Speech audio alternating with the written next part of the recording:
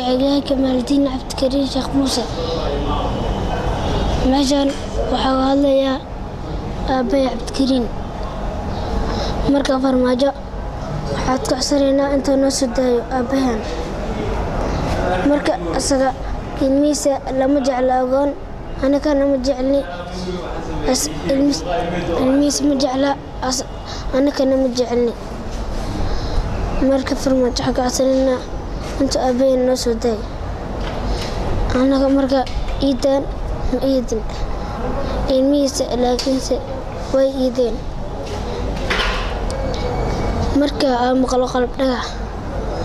aniga waa murugooda marka farmaajo waxaa ka codsanaynaa inta noo soo daayo aabbahan marka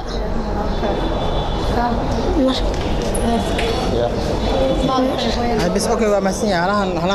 انا بيناي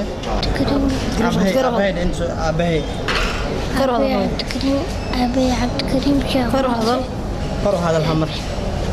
أبي عبدكريم شيخ موسى صغر وقت هاي كر هذا العايش كذا ما هذا ما اوكي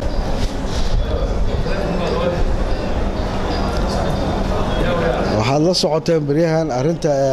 walaalkeena Cabdikariim iyo oo loo gacan geliyay wadanka Itoobiya hadda waxaad u jeedeen waa caruurtiisi caruurtan aabahood agoonantiin ma dhihi kara hadda laakiin xaaladda oo ku maqan yahay iyo dadka si loo gacan geliyay sharciyan haddii lagu eedeeyo dambi oo galay jiro maxkamadda Soomaaliya keen lahay haddii lagu eedeeyo oona la faatay oona la usbuuca dhawaaba Kenya shir ku qabsanaysa meel kasta adduunka ay degan tahay oona la waa urur la yaqaan oo caalami malaha laguma darin liis argagixiso marka ma naqan karto in lagu eedeeyo ururaan jirin internationally ku jirin liiska la sheegayo in lagu eedeeyo aad uga xumahay waxaan la wadaagaa taas ummadda Soomaaliyeed meel kasta joogaan dhibaatada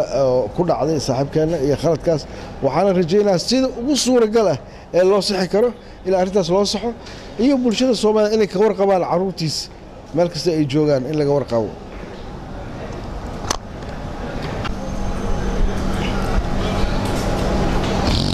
waxaa aad u foolxun Cabdikariin Sheekh Muuse qalbi nuur maalintii loo gacan gelinaya cadawga Soomaaliya ee Itoobiya in lagu jir dilay madaxtooyada dhexdeeda waa nasiib daro meel ay leeyihiin mas'uuliyiinta dalka ugu sarreeya ayaa degan oo waxa looga arrimiyaa wadanka Soomaaliya in qof muwaadina Soomaali ah lagu jir dilo haddana asagoo miirkiisa doorsan loo gacan geliyo haddana dalka Itoobiya waad maqasheen waxa la yiraahdo